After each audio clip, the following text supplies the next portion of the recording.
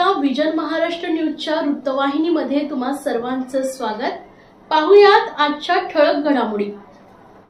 महाराष्ट्र राज्य माध्यमिक आणि उच्च माध्यमिक मंडळाच्या माध्यमातून राज्यभरात 11 फेब्रुवारी 2025 पासून 12वीची परीक्षा सुरू झाली आहे। या परीक्षेला 15,05,037 विद्यार्थी बसलेत। 6,94,652 मुली तर 37 ट्रान्सजेंडर परीक्षा देणार आहेत, अशी माहिती मंडळाचे अध्यक्ष शरद गोसावी यांनी पत्रकार परिषदेत दिली।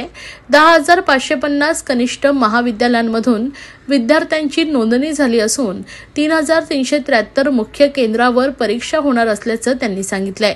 यावेळी शरद गोसावी म्हणाले, पुणे, नागपूर, संभाजीनगर, मुंबई, कोल्हापूर, अमरावती, नाशिक, लातूर आणि कोकण या 9 विभागीय मंडळांतर्गत 12वीच्या परीक्षेला सुरुवात होते। यंदाच्या वर्षी 12वीची परीक्षा 10 दिवस अगोदर होते। ही परीक्षा लवकर घेतल्याने निकाल लवकर लागेल। 15 मे पर्यंत 12वी आणि 10वीचा निकाल लागण्याची शक्यता आहे। विज्ञान शाखेला 7,68,967 विद्यार्थी, कला शाखेला 3,80,410 विद्यार्थी, वाणिज्य शाखेला 3,19,439 विद्यार्थी तर किमान कौशल्य आधारित अभ्यासक्रम 31,735 विद्यार्थी, टेक्निकल सायन्स 4,486 असे एकूण 15,05,037 विद्यार्थी परीक्षा देणार असल्याचं त्यांनी सांगितलंय। माध्यमिक शिक्षण मंडळ, राज्य मंडळ पुणे यांच्या मार्फत फेब्रुवारी मार्च 2025च्या उच्च माध्यमिक प्रमाणपत्र परीक्षा म्हणजे 12वीच्या परीक्षा उद्यापासून म्हणजे 11 फेब्रुवारी पासून राज्यात सुरू होत आहेत। या परीक्षा पुणे, नागपूर, छत्रपती संभाजीनगर, मुंबईला लवकर जाहीर करू शकतो। मागच्या वर्षी आपण 25 मे पर्यंत दोन्ही निकाल जाहीर केले होते। या वर्षी 15 मे पर्यंत 10वी आणि 12वीचा निकाल जाहीर करण्याचा मंडळात 3,373 मुख्य केंद्रावर ही परीक्षा होत आहे। त्यामध्ये जर स्ट्रीम वाईज बघितलं म्हणजे शाखा वाईज विद्यार्थी नोंदणी बघितली तर विज्ञान शाखेला 7,68,967 विद्यार्थ्यांनी या 12वीच्या परीक्षेसाठी नोंदणी केलेली आहे। कॉमर्स शाखेसाठी म्हणजे वाणिज्य शाखेसाठी 3,19,439 विद्यार्थ्यांनी या परीक्षेसाठी नोंद केलेली आहे। तर व्होकेशनल कोर्स म्हणजे व्यावसायिक अभ्यासक्रम यासाठी 31,735 विद्यार्थ्यांनी नोंद केलेली आहे। तर टेक्निकल सायन्स म्हणजे ITI मार्फत 4,486 विद्यार्थ्यांनी आतापर्यंत नोंदणी केलेली आहे आणि एकूण 15,05,037 विद्यार्थ्यांनी आतापर्यंत या परीक्षेला नोंदणी केलेली आहे। आता सदर परीक्षेची ठळक वैशिष्ट्ये आपल्याला माहित आहे की 12वीची किंवा 10वीची आवेदनपत्र स्वीकारताना आपण लेखी परीक्षेच्या आदल्या दिवसापर्यंत आवेदनपत्र स्वीकारतो। म्हणजे आज तारीख 10 फेब्रुवारी 2025 12वीची आवेदनपत्र आपण आज संध्याकाळपर्यंत स्वीकारणार आहेत, जेणेकरून कोणताही विद्यार्थी परीक्षेपासून वंचित राहू नये। त्यानंतर विद्यार्थ्याच्या मनावरील ताण कमी करण्यासाठी आपण साधारणतः ऑगस्टच मध्ये टेंटेटिव्ह तारखा जाहीर केल्या होत्या। त्यानंतर आपण विद्यार्थ्यांचे आवेदनपत्र ऑनलाईन भरली आणि त्यानंतर आपण परीक्षेचे वेळापत्रक तयार केले। हे परीक्षेचे वेळापत्रक सुद्धा आपण नोव्हेंबर महिन्यात सब्जेक्ट वाईज डिक्लेअर केले वेबसाईटला आणि त्यांना असं सांगितलं की मंडळाने तयार केलेले मंडळाच्या वेबसाईटवर असलेले आणि मंडळानं छपाई केलेले वेळापत्रकच हे ग्राह्य धरण्यात यावं।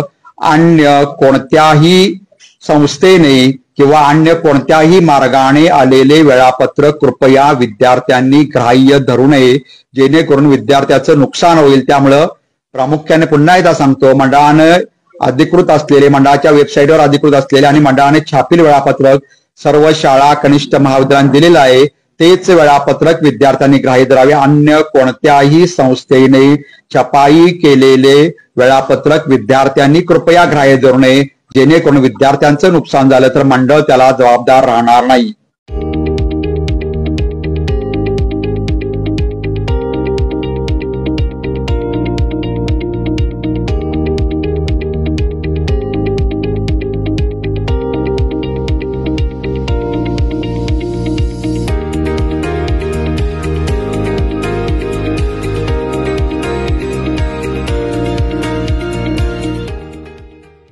आनंद चॅरिटेबल ट्रस्ट व शिवसेना नेते माजी खासदार राजन विचारे आयोजित श्री छत्रपती शिवाजी महाराज मैदान जांभळी नाका येथे होणाऱ्या चैत्र नवरात्र उत्सव 2025 देवीची पाठपूजा कळवा येथे संपन्न झाली।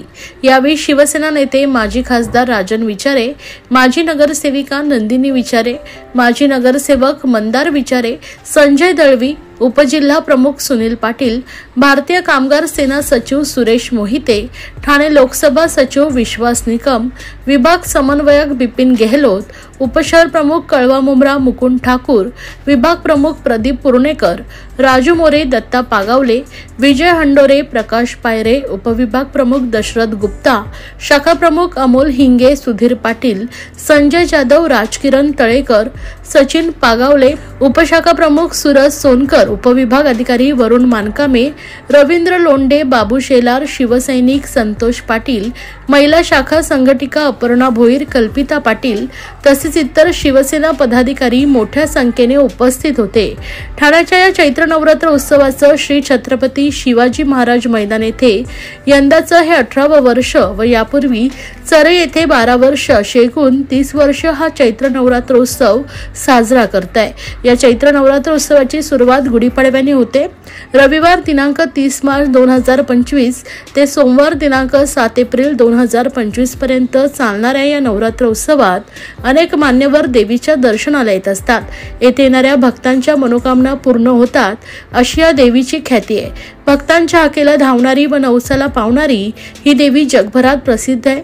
त्यामुळे अनेक राज्यातून भाविक या देवीच्या दर्शनाला येत असतात। मला वाटतं 30 वर्ष या उत्सवाला झाली आणि यंदाचं 31वे वर्ष आहे। 18 वर्ष मला वाटतं छत्रपती शिवाजी महाराज या मैदानामध्ये तिथे धर्मवीर आनंदीगे साहेबांचा टॉवर आहे, या ठिकाणी 18 वर्ष त्या ठिकाणी हा उत्सव केला आणि 12 वर्ष मी राहतो त्या चरई ठिकाणी झाला। 30 वर्ष या ठाणेकरांच्या आणि या देवी भक्तांच्या मुळे हा कार्यक्रम यशस्वी करू शकलो। याची प्रेरणा आमचे गुरुवर्य धर्मवीर आनंदीगे साहेब यांच्या माध्यमातून मला मिळाली असं मी समजतो। कारण या महाराष्ट्रामध्ये ठाण्यामध्ये उत्सव कसे साजरे करायचे ते धर्मवीर आनंदीगे साहेबांनी आम्हाला दाखवलेलं आहे आणि त्यांच्या सानिध्यात आम्ही काम केलेलं असल्यामुळे ही परंपरा कायम ठेवण्याचं काम आनंद चॅरिटेबल ट्रस्टच्या माध्यमातून या ठिकाणी गेले कित्येक वर्ष आम्ही करतोय आणि गुढीपाडव्याला याची सुरुवात होणार आहे। आज या ठिकाणी पाठपूजन झालेलं आहे आणि अशा पद्धतीने सर्व ठाणेकर या उत्सवाची वाट बघत असतात।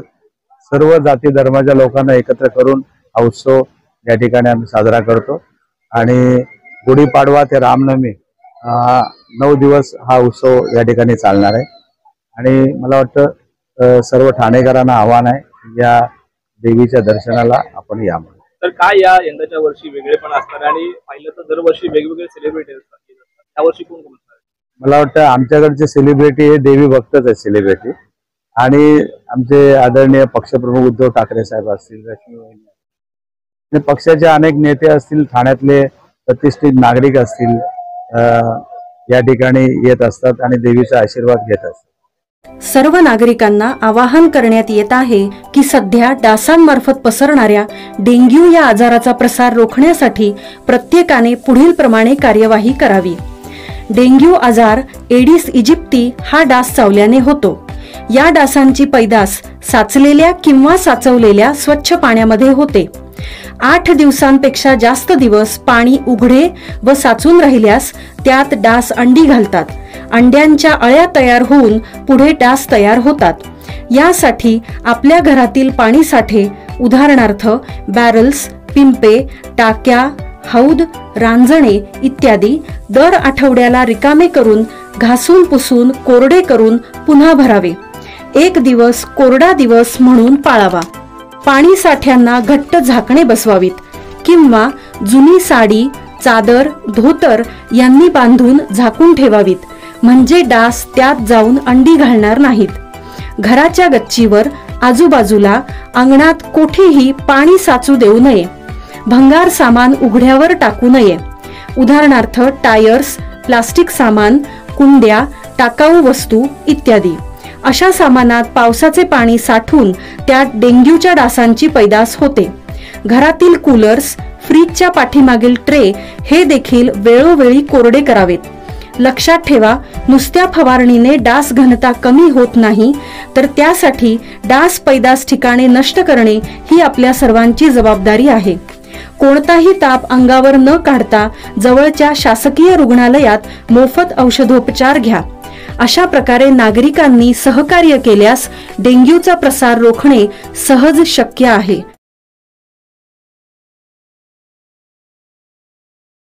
ठाण्यातील श्री अंबिका योग कुटीर यांच्या वतीने रविवार 9 फेब्रुवारी रोजी मेंदू विकारासाठी योग या विषयावर एक दिवसीय आंतरराष्ट्रीय परिषद मोठ्या उत्साहात पार पडली.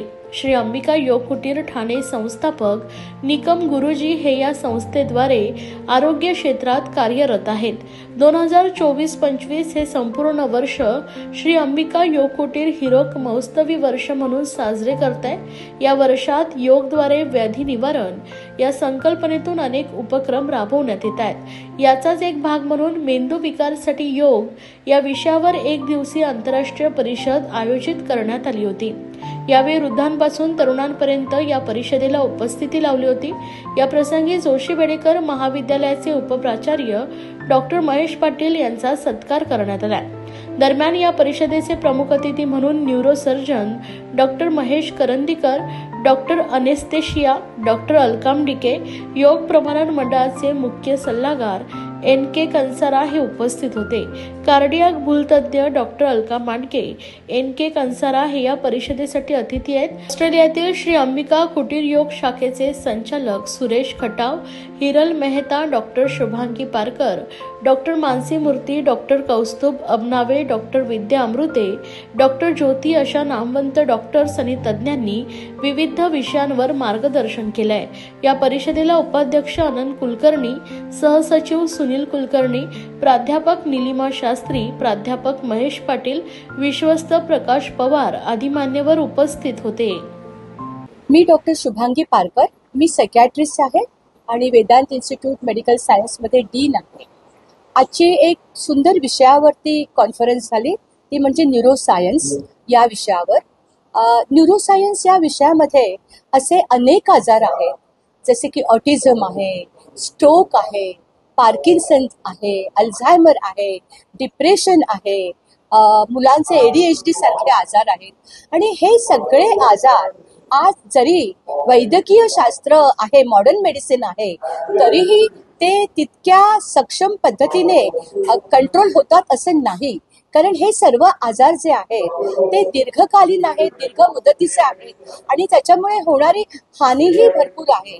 बरेच पेशंट, उदाहरणार्थ आपण डिप्रेशनचे पेशंट घेऊया, आपल्याला सुशांत सिंगचा आजार माहिती आहे, त्याने केलेली आत्महत्या माहिती आहे. आणि प्रत्येक वेळेला आपण जर जीवनशैली सुधारली, आपलं जे ॲजिटेटेड किंवा आपलं मन जे चंचल आहे आणि ते कधी कधी भावना विभोर होतं आणि काबू बाहेर जातं, असं मन आपण जर आपल्या कंट्रोलमध्ये आणलं, काबूमध्ये आणलं, तर आपण उत्तम विचार करू शकतो. हे सगळं करण्यासाठी योगा हा अत्यंत महत्वाचा पद्धत आहे. योगामध्ये केवळ आसनं नाही, तर योगामध्ये ब्रीदिंग एक्सरसाइजेस आहेत की जिथे आपण प्राणायाम करतो किंवा मुद्रा आहे आणि या सगळ्यांमुळे आपण मनावर नियंत्रण आणतो. या होत्या आजच्या ठळक घडामोडी. अशाच राजकीय, सांस्कृतिक, क्रीडा क्षेत्रातील बातम्या पाहण्यासाठी पाहत रहा विजन महाराष्ट्र न्यूज ही वृत्तवाहिनी. विजन महाराष्ट्र न्यूजच्या फेसबुक चॅनलला व YouTube चॅनलला फॉलो आणि सबस्क्राईब करा. धन्यवाद.